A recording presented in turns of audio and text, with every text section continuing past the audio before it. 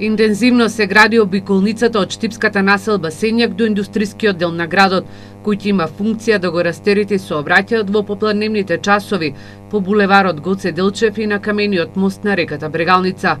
Градоначалникот Илчо Захариев вели дека околу 30% од градежните работи се завршени од првата фаза за изградба на обиколницата, а се работи и на новиот мост на реката Брегалница. Стопите веќе се градат интензивно. Насипот во делот од Борис Крајгер према реката Брегалница мислам дека е завршен.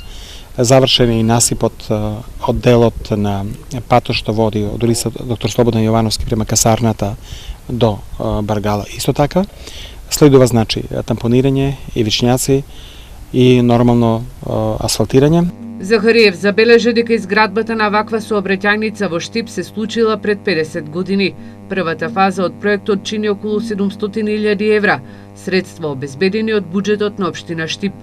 Втората фаза од обиколницата опфаќа поврзување на улицата Вејко Влаховиќ во населбата Пребек до бањата Кежовица, каде и мостот на реката Брегалница кај познатата Штипска бања ќе се проширува.